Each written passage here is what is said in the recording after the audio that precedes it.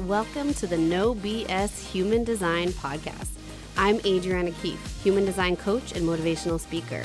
I went through my quarter-life crisis in my 20s and had to learn how to navigate through finding what I was meant to be doing with my life. I refused to believe in the culture that said we were all meant to have the same path and boring careers until we retire and die, and along my journey, I found human design, a system that reveals your energetic blueprint, showing you where and how to access your body's consciousness and how to live as your true self. Human design changed my life, so I started sharing it with others and changing their lives, but we were all finding the same problem: a lack of resources that explain the system in easy and useful ways. So I created this show where we dive deep into the lessons of the human design system without the BS and the noise you find on the internet. Listen in for lessons in human design, finding your purpose, manifestation and spiritual practices, human design within business, and so much more. We connect with other experts in the human design and spiritual realm in a refreshingly honest way to help you find your way along your spiritual path and live this life with intention. It's time to let go of the societal expectations of being and let yourself find abundance through being uniquely you. Let's get started.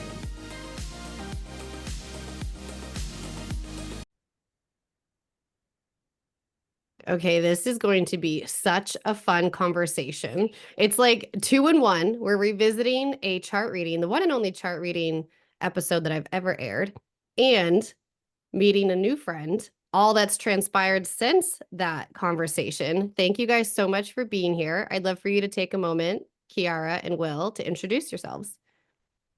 Thank you, Adriana. This is amazing to be here. So excited. So I'm Chiara. I'm an intimacy coach.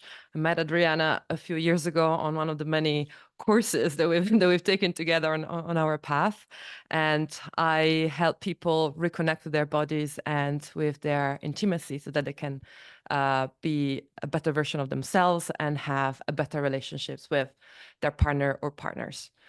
I am a world traveler, digital nomad, live in many different places. I have a dog called Frida, who is my life, and an amazing person next to me, who's my husband, Will, who's here next to me today. Sorry, Will, the dog is her life, not you. That's okay. I'm used to the dog coming first. I know where I sit in the hierarchy of things. Above all else, but below dog. I love the dog just as much as I do. I'm getting there. Hi. Yes, I'm Will. My background is originally I was a psychologist, and then I was a journalist, foreign correspondent, reporting from around Europe. I started a PR agency and a communication training company, and did the whole corporate thing. And midway through life, fell into spirituality, and in particular, a brand of trauma healing, which I find particularly powerful. And what really gets me passionate is helping people to overcome their barriers and unlock in themselves what they truly could be. And I love how my own story of redemption and our story of growth as a couple have inspired me and inspired us and really opened my eyes to what's possible and what you're able to change. Even when you think you were locked into career and family and a certain way of being, how your life can totally turn around sideways. And the key thing I'm working with at the moment, along with Chiara, is the power of sexual energy and intimacy to make that difference in life. Yes, it's an inspiring time to be alive and to help people do the same. I didn't know you were in psychology too.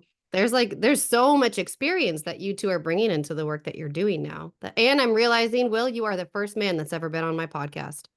Oh, that's a lie. My husband has talked on it. Okay, besides my husband, you are the first man I've ever let onto my podcast. Wow. Do we know I'll take Will's that. human design? No, we don't. We should actually plan for a Chiara. reading. Yeah, we should. I thought you would have gone and immediately looked that up after learning about yours. Not to self. Yeah. All right. So we had this incredible chart reading that everyone has since been able to hear, and there was so much resonance with it. I knew something about your chart reading was really powerful. I think we could all feel in that conversation, you choosing to step into the powerful side of you, even in the way that you introduced yourself as an intimacy coach is very different with your energy than when we spoke and you introduced yourself as a different type of coach. And you know that, you can feel that, right? Absolutely. Yes. Very, very different. I So, completely forgot all the corporate as part and the studies and everything. I'm just like, this is who I am now. It doesn't yeah, matter what I was doing before, right? yeah, right? Exactly. Yeah, you're just totally like you're lit up and seemingly on fire. So I'm so curious, what's the biggest thing that after your chart reading that you kind of just put your feet down and started running on? I think I will answer that with a sound, and the sound is ah.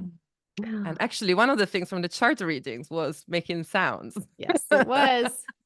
Yep. um, I would say the biggest learning, the biggest shift was kind of letting go and trusting in the universe much more. So I've always been like a massive planner, background in sales. You need to plan what's coming in, what's going out, and all of that. And I was at this point in my life where I was a bit lost when we said we would do the reading. And basically you and the reading we're saying just sit and wait and watch and see, and then you'll see that what needs to happen will happen. And then all of a sudden I started getting all of these ideas, and I started following, what I call the breadcrumbs, and here we are today. So it worked. You just need to listen. You do. I should have prefaced with you are a 1-3 emotional generator. So following those breadcrumbs and following everything the universe, God source is just providing you to say yes or no to.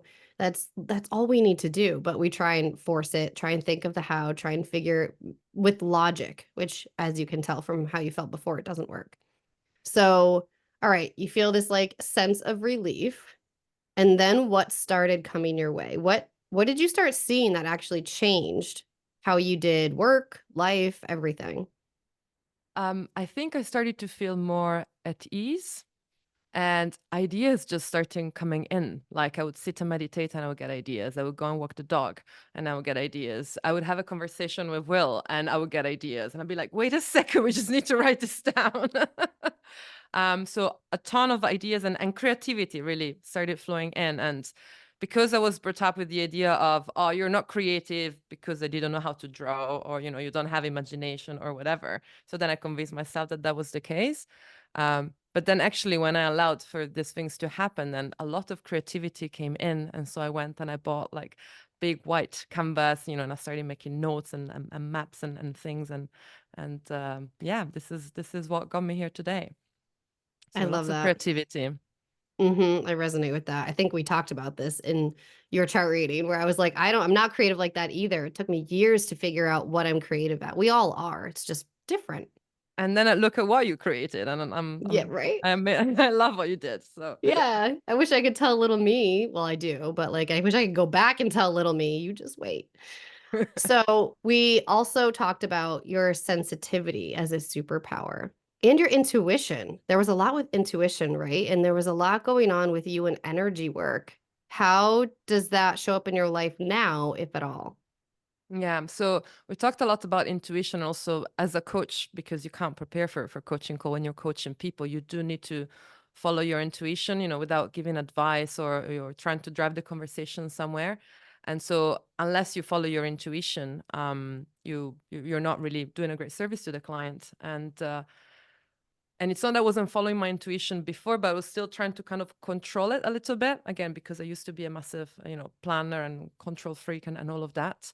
But then the intuition started telling me, okay, go down this route, try this thing a little bit, trust, test, and then worst case, you can always go back. And that really took me places. I mean, even the leap of faith that, I did in my personal life when Will and I met, trying to, okay, let's learn and trust and allow someone to love us again, right? And try and allow yourself to love someone again. And okay, there is a risk that you're going to be hurt, but allow and trust and let go. And yeah, we built an amazing relationship together, also because I decided to follow my intuition and see where this would take me. So the more that you built trust and love in yourself, the more you were open to receiving. And then you somehow at some point became the intimacy coach. Like this, when we're talking about your intuition turning on, when did we do this reading? Last fall? Yeah, I think it was This is October not a last long year. time. So a lot No. has transpired. I think people listening are going to be like, but how? Like, what did your intuition look like, feel like, smell like, sound like? And what, if you can remember, what were any of these steps that led you from this chart reading, slowing down, listening to intuition, to this is it, I want to be the intimacy coach? Yeah. So step back. Before becoming an intimacy coach, I used to coach people on their career promotion, team management, etc., because that was my corporate background, like 15 plus year in corporate, managing big teams, sales teams and things like that. And I was doing that because when I decided to quit corporate, I said, well, what am I good at doing? What do people know me for? Why do they come to me? Well, they come to me for this reason, so let's give them what they want.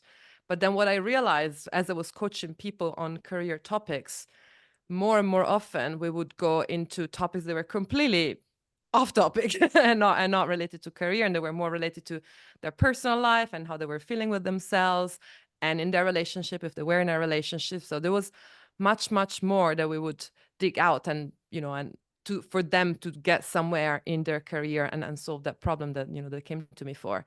And I was kind of forcing myself to do this career thing because, hey, this is the only thing that I have had so much experience.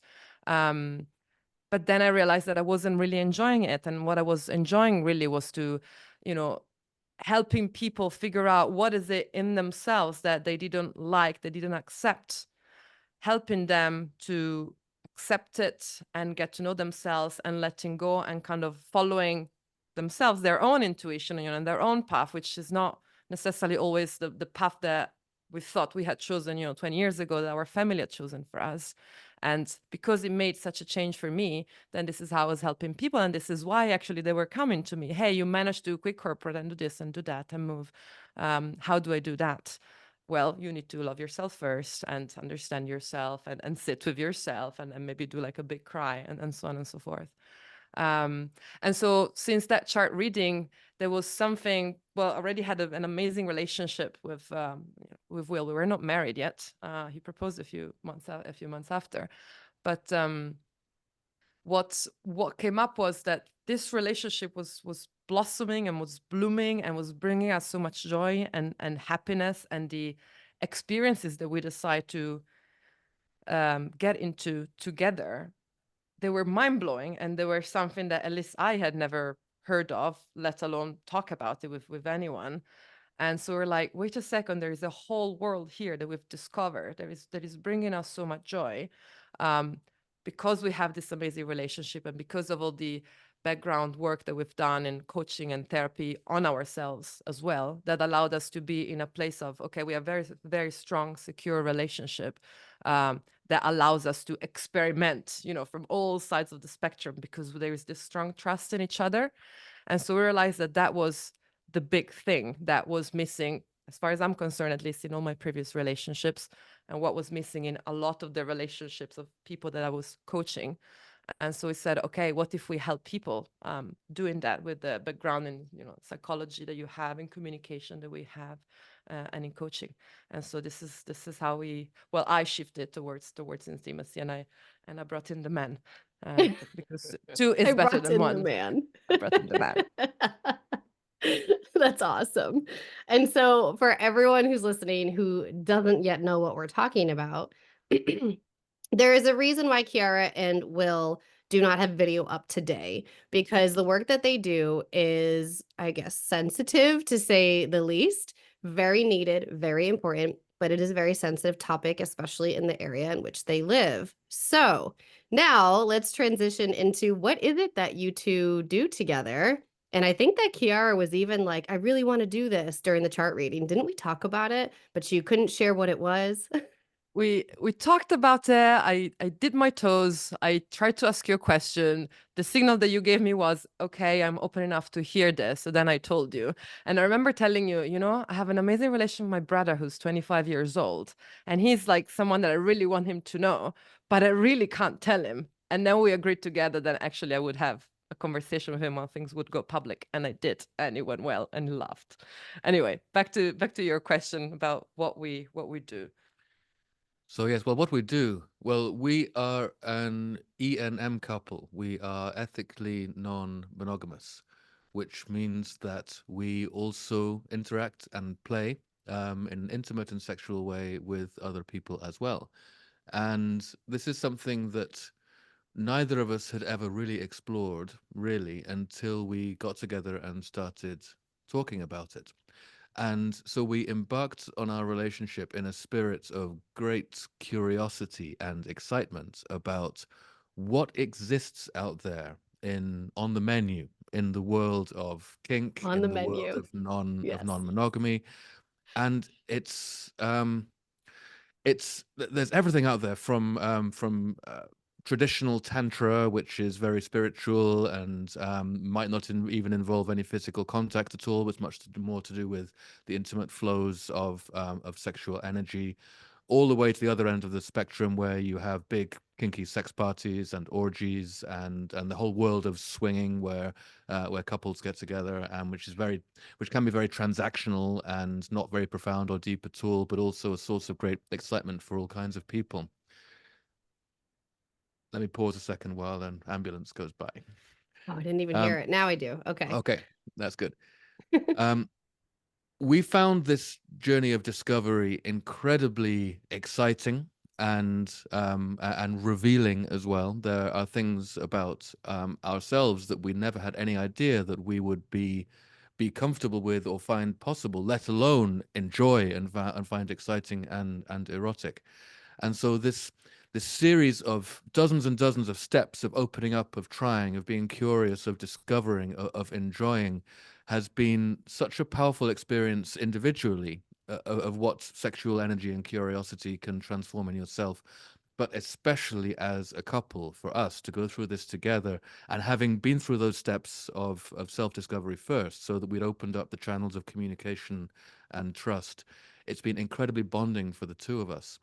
And really, as our own minds have been blown by our own journey, at every step we've been looking around us and looking at our friends and looking at our communities and the cultures that we're living in, and thinking, if only some of these people who we can see suffering, we can see locked away or lost in their lives, could tap into this same track or the same source of openness and communication. There's so much potential to heal. And of course, with our own backgrounds in psychology and coaching, it was pretty obvious that we wanted to pay this forward. We wanted to find a way to tap into our own experience and our own journey and pay it forward to people to help them. So the podcast, which we run together, Deeper Sex, is kind of a narration of our own journey and our own experiences. It's quite steamy in places, but we always our intention in doing it is always to draw lessons and to explain and to examine and to analyze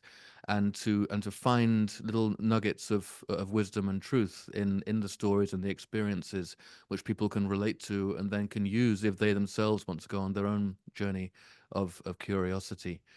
The other kind of layer to all of this is we're pretty nomadic. We're in Europe this summer. It's been about 4 months now.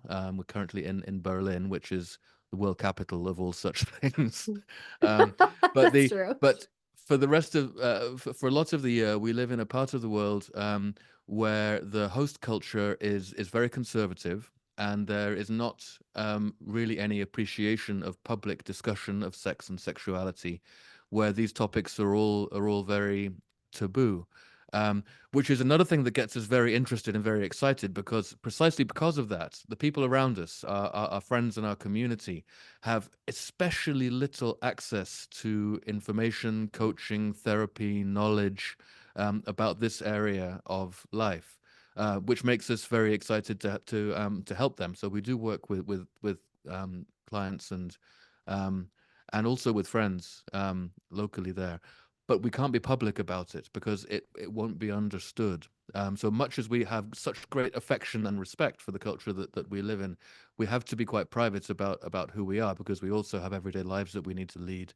And taken out of context, a lot of what we say could be considered quite outrageous if you're coming from a mindset that hasn't understood that what we're doing is actually quite deep. And I trust that at some point in the future, it won't have to be as secretive. Doesn't even feel right, because you're not being secretive, but you are remaining mostly anonymous. But I do trust that in the future, it won't have to be that way, but totally understand why it needs to for now. Just Yeah. getting the information to people is more important than having your recognition for now. Yeah, the ideal, the hope, the goal is to build a community locally there where we can help people and coach people one-on-one. And while we grow the community, then start doing some very kind of basic introductory and soft kind of workshops where we can put our faces there. We might not mention the podcast because the podcast is very, very much, you know, three levels down, but at least like start creating like a basis of education around this topic, and then depending on where people are, then deciding, you know, how much information to share with them so that, you know, you move at their pace and you don't overwhelm people with things, because sometimes it can get very overwhelming. Yes, I get that. And as soon as you pulled the trigger on it, you sent me the podcast link, and my husband and I started listening. I think it was that day. I think he beat me to it. He already had listened to like episode 1, and he was talking about something Will said. And I was like, God damn it. I was supposed to be the first one. But it honestly is, it just, there's so many things about this in general that blow my mind. One, obviously, that you are so open and real and vulnerable about the lifestyle, which honestly is becoming a little bit more normal here in the United States. Probably everywhere else around the world, it's becoming more common. So I do see that blowing up for you. But also like the overall change in your energy when you just leaned into the thing that your sacral center was excited about. It's really weird that we have been forced to dim our lights or whatever it is that we really want to talk about for whatever reason. I mean, of course, in your case, it was more of an extreme, like, we really can't talk about this, but you chose to find a way to make it work. So just bravo to you for actually stepping into that role, both of you. This is not something that's, although it probably feels easy for you to talk about it, but the logistics of it were probably like, how do we do this? And you guys have partners on the podcast too, don't you? Yeah, actually, very valid point. The podcast is 3 people. It's us 2 and a friend whose podcast name is Ali. That's not her real name, also for the same reasons that we mentioned before. And she's a very, very dear friend and a play partner. So we met her at a party, and then we became amazing friends, and we decided to embark on this journey together. Exactly at the time after my reading, when I started leaning more into my intuition and following the breadcrumbs, I happened to meet her at the party. I happened to become Of course friends you with her. did. Yeah. She happened to say, hey, by the way, I'm on this path and I would really love to create a podcast. And I'm like, wait a second, I've been wanting to create a podcast for 2 years. How about we get together and we do it together? And so we started brainstorming, obviously considering, you know, where we met, etc. And first we're like, oh, okay, we just talk about love and relationships. And then we're like, yeah, but then you've got Matthew Hussey and, you know, all those big people over there. Okay, you know, we are in the swingers community. Let's talk about swinging. And then we started doing a bit of research and realized there's tons of podcasts, you know, about swinging, especially in the United States. And we wanted to do something different. And then we had a conversation with Will. And when she realized his background in journalism and in psychology, then we were like, you're hired. and Got it's roped in. sexier, if it's 3 of us instead of just 2 girls, you know, And having a chit-chatting. man voice too, like having that Absolutely. perspective. I think Yeah. that's honestly why my husband likes listening so much, because Will is also there, to be honest. and I will tell you a secret. I think like 60% of our audience is, you know, at the beginning was male, because I think that's because there's a lot of very sexy, spicy stories. I think it's content that attracts a lot of males, but then because it goes like so deep, I think that's the reason. Then I don't know, the partners, the girlfriends, or anyway, the women get attracted to it, because again, there's 2 women on the podcast talking and the men. And I find it very interesting, the fact that there's a couple, that's us, we're married, but then there's this third person who happens to be a woman. that is also so close to us. Even if she's, we're not a triple. She's got her own man, her own husband, who we love very much. But I thought it was a very, very interesting perspective to present to the world, and so that's how we got together. Yeah, it's really interesting that we all, when we saw each other last, we all did tell each other that we loved each other, and that reminds me of I mentioned there's a kind of scale within the lifestyle or within the E&M world, which is from the kind of very transactional, just sex-based on one end. You have the polyamory people who are much more into the relationships and the emotions and the connections that are involved. When we first began, we were completely adamant that there is going to be nothing emotional going on here. We're just here for we're here to play and to be hedonistic and all of that. And as we floated through that on our journey, we quite quickly found out that we're not interested in superficial things.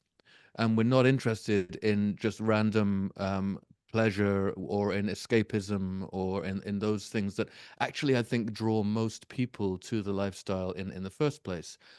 But I know that, like us, a lot of people find it ultimately unfulfilling. And the lucky ones are the ones who are able to make deeper connections and who are able to find people and places and communities and also intentions that allow us to get so much more out of it. And in parallel, so we kind of, as well as getting into the swinger world, we've also been getting into the tantra world. And the tantra world comes at it completely from the other side. That the main point is the deeper thing, and you can access it and celebrate it and work with sexual energy to get there. And there are wonderful intersections to be had between that kind of really spiritual sexuality, and the really celebratory, fun, crazy, hedonistic Berlin sex club kind of end of the scale as well. And you can have them all, and you can do all of them, and you can pick and choose, and you can figure out where you fit in the whole mix and the chaos of it.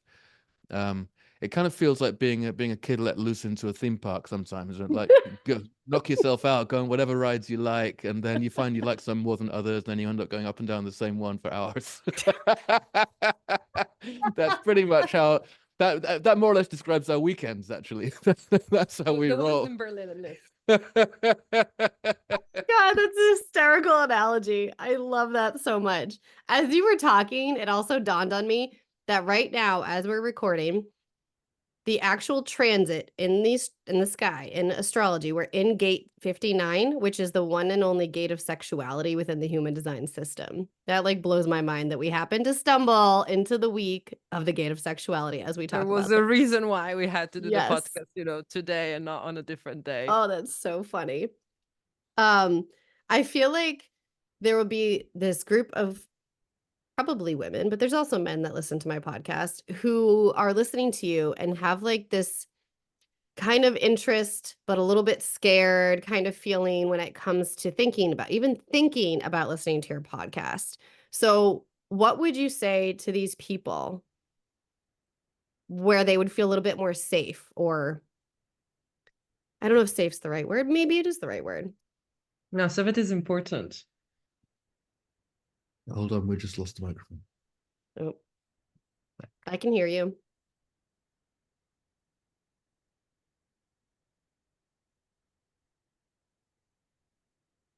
Now I cannot hear you. Can't hear me? Oh, now you're back. Yeah. Good. So when we first conceived of the podcast, we did an exercise of trying to define our audiences very clearly and to put personas to them, to try to understand who it was that we were talking to. And we decided that actually this isn't going to be a how-to. This isn't going to be how to be a swinger or how to get into the lifestyle, because there's so much information out there anyway on that. We decided we wanted to talk to people who could benefit from going really deep on it. And one of our personas was the people we call John and Jane. That's the reasonably happily married or long-term couple who are together. Maybe they've got some kids, maybe their careers are super busy, and they've lost a spark a bit. And they're not kinky. They may never do anything outside their own bedroom. They may never even get any special equipment to do anything with. But they may benefit from living a bit more in their fantasy world. They would certainly benefit from being able to communicate their needs and desires and wants to each other in an open way, which is one of the attributes and the skills that we've had to develop ourselves by navigating our way through these really kind of difficult, challenging, complex, potentially troublesome situations. So we have them in mind when we speak. We don't want to scare the horses. We don't want to make people run away because they think they're listening to porn or erotica or something like that. No, it's always in the context of something useful and relevant to everybody. But especially for those couples and for those people, it needs to be something that they can, if they can't picture themselves doing it, at least they can get interested or excited or aroused or stimulated or inspired by it. And there's another category of people who are kind of ready to dip their toes into a more exotic part of the sexual spectrum, but need a little bit more information. They need a little bit more bravery. They need to feel that the people who do that are people who are a bit like them. It's not kind of kinky weirdos versus normal people. Everybody has some level of this accessible to them. So yes, we want to talk to both of those kinds of people. Yeah, and like you, while we're recording, you are seeing our faces, and you know me, and I think you can confirm we kind of look normal. Yes, you look like normal everyday people. And to answer your question, when you were saying what if they're a bit scared about even listening to the podcast, it's not that they're listening to erotica, it's not that they're watching, something on new porn. There are some spicy stories in most of the episodes, but they're always told from a perspective of, hey, here's an interesting thing that happened. This is how we got into it, and this is how we tackled all the possible, problems or issues that would have come from it. Because when you want to delve into this world, could it be something as simple as, let's buy a pair of handcuffs and hide them under the bed, right? Even a conversation like that for some people can be very scary and very difficult, but maybe they've been dreaming since they were teenagers of being handcuffed. So since you're asking about safety, I think, a pair of headphones and going for a walk, it's safe. Nothing's going to happen to you. Nobody will ever know that you're listening. We don't get names and surnames, unfortunately, of the people that listen to us.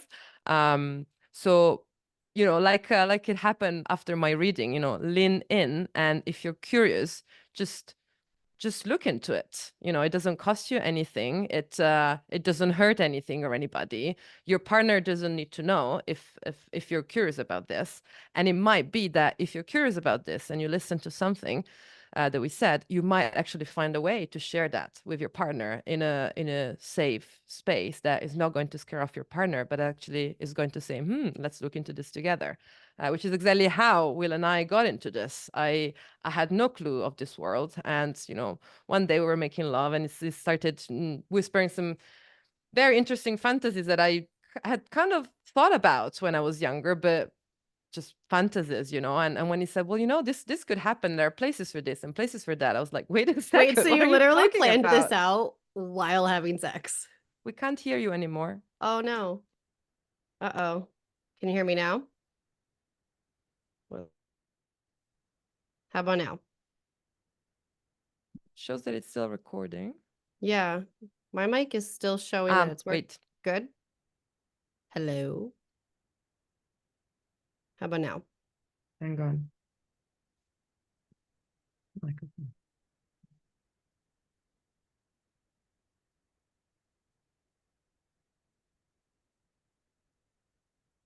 How about now? Can you hear me now? Yes. Okay. All right, cool.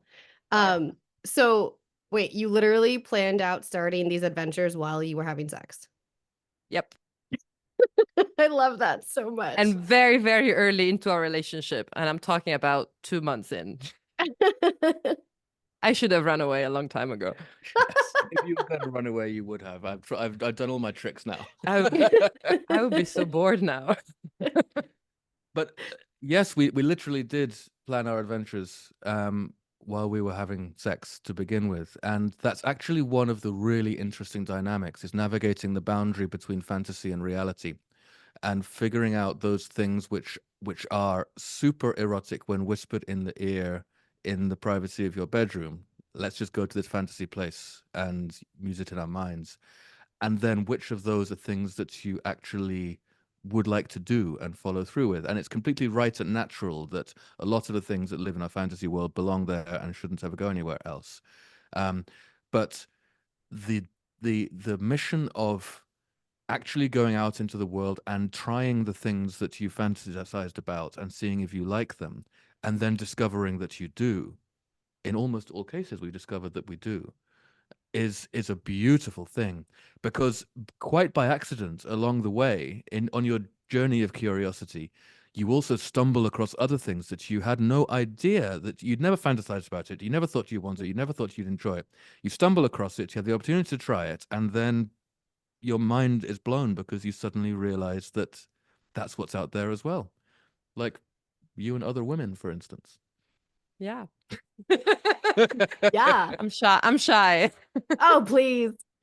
It's just like when we talked about the scale earlier, it's just like is it the Kinsey scale? Are you guys familiar with the Kinsey scale? Like with women, I haven't actually researched it yet. I'm just familiar with it. But I mean, we are all on this scale when it comes to sexuality. I mean, that's how people can love other people no matter what the gender. It's just all energy. Um, oh, Absolutely. And that's actually one of the main principles of Tantra and the school that we did as well. oh, really? Yeah, Interesting.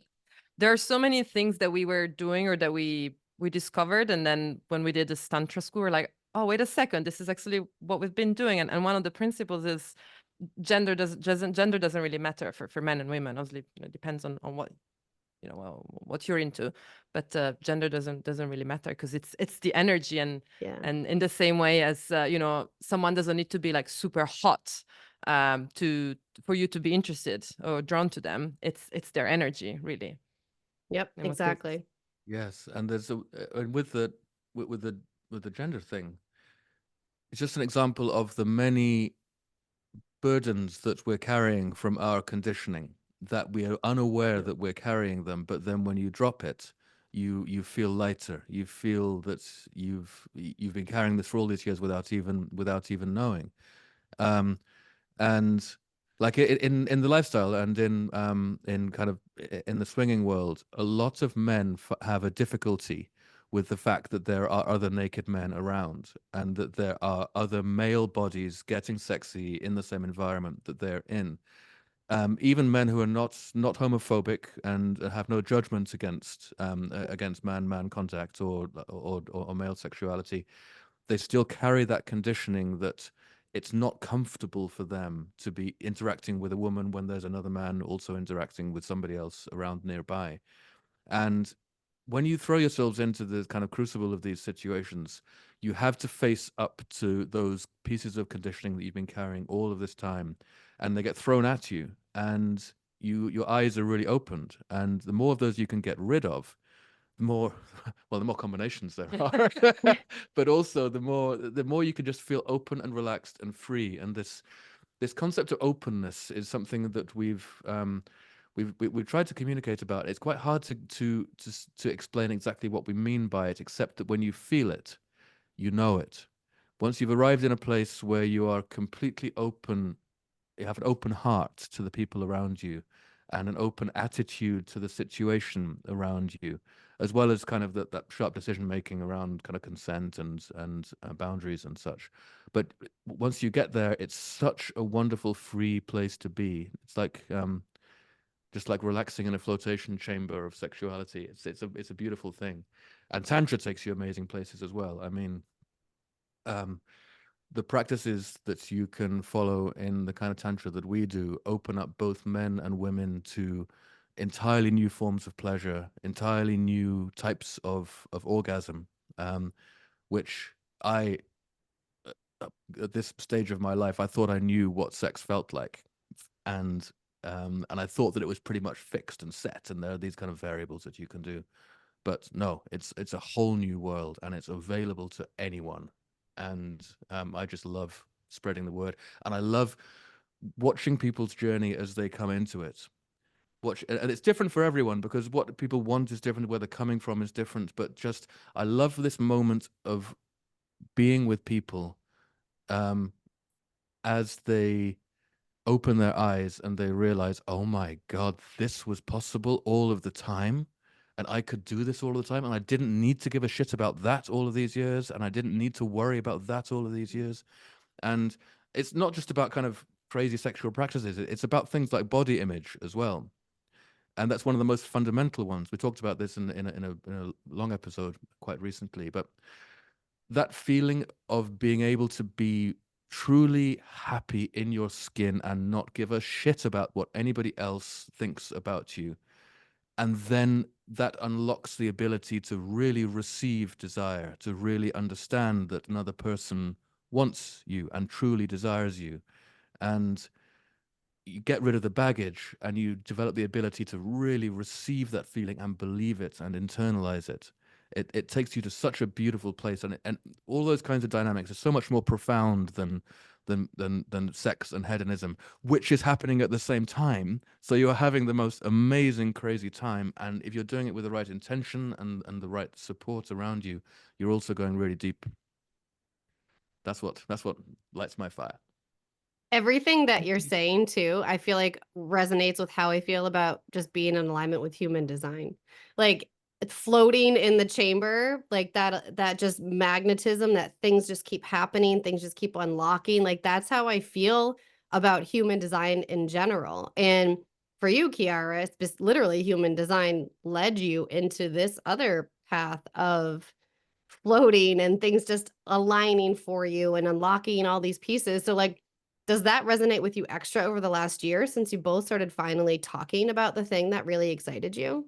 Yeah, absolutely. It made such such a change, and beyond the sense of relief that I mentioned earlier, this sense of freedom, this sense of possibility of like, oh my God, there are all these things that are possible that ambulance. I can't even hear It was so loud. it. There's this big sense of freedom and this big sense of possibilities that you didn't even imagine. And when you discover and you lean into them, and the relationship with with body image that the Will mentioned, I talk a lot about it in various episodes, because it hit me a lot. I've always been relatively, let's say, chubby. Like as a child, I had big boobs. I had breast reduction when I was 21 because they were like too big. But simply just wasn't comfortable with the image that I had. And when I started leaning into, well, no, actually, this is who I am, and this, my hair with split ends, and scars here and there on my knees, or under the boobs for the reduction, etc. When I started leaning into them and appreciating them and appreciating my body and myself for who I am, I made that big change that I always mention when I coach client, and that's the difference between feeling confident and feeling comfortable. So when I was, the head of sales, I was talking and I was teaching my team about how to be confident, in front of the client, because you're selling a product, you need to believe in it, etc.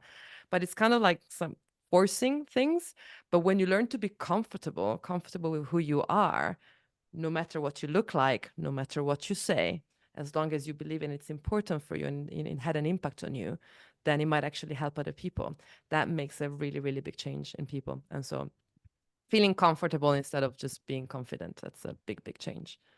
That speaks to my soul. Anyone who listens to the podcast knows that that's been an ongoing journey for me, especially after having 3 kids. So I'm sitting here like, okay, I got to listen to that recent episode about this, apparently, because the body image struggle can be real as you a woman. went through such a massive transformation in the last few years, at least since I've met you, just had your last child.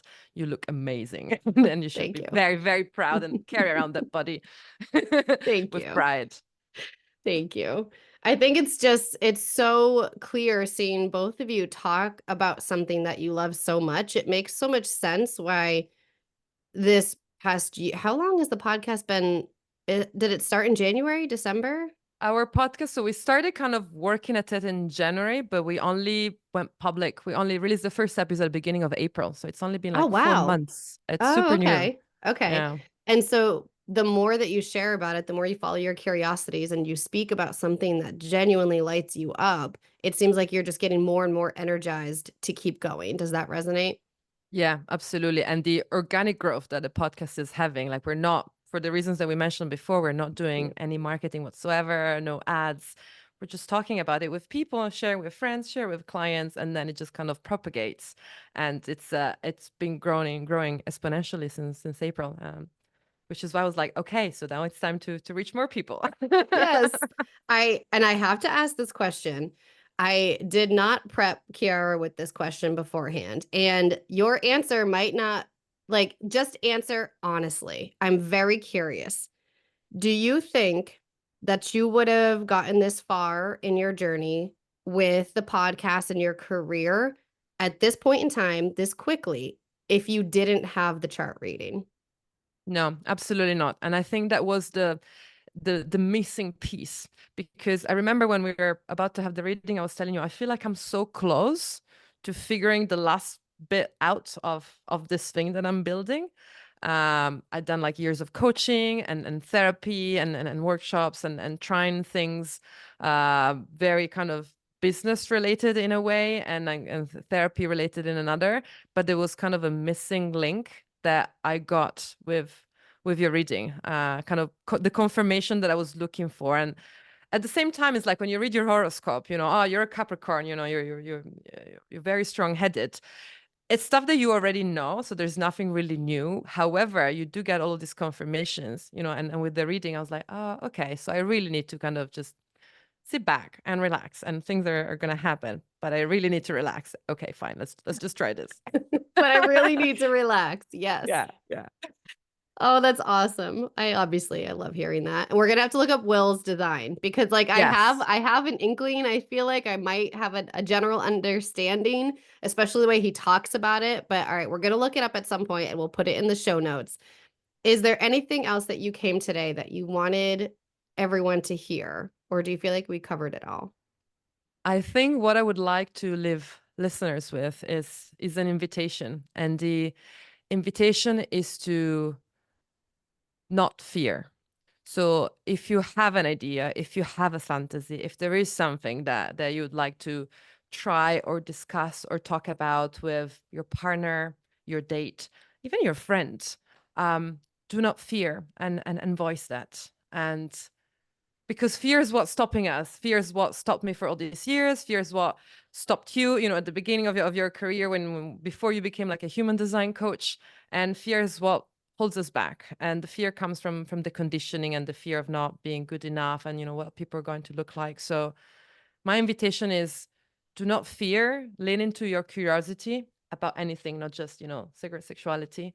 And you're really going to go places. And if you are curious and you don't know how to look into certain things, if the curiosity you have is around, you know, the topics that we just discussed and sexuality and NNM, etc., then do reach out and ask, because asking questions doesn't cost anything. We all have access to Wi-Fi, and you know, nobody has ever been hanged, at least in this century, for asking a question. I love how sometimes it can be just such a simple shift where like after your chart reading, it was like, okay, I'm just going to do the thing that's made me really excited and that I'm really curious about. And literally everything has changed for you since. That Yeah. is, sometimes it takes some deeper work and shit. Yes. But sometimes it really is just that, like you said, that confirmation. Sometimes it's the That's it. opposite. Like we go and look for all these courses and all these workshops, and we come Mhm. like workshop junkies. Like I have so many, Yeah. you know, friends and clients in that space, when actually what we need to do is to just sit and absorb and integrate what we've learned and what we've done, you know, with ourselves and our process.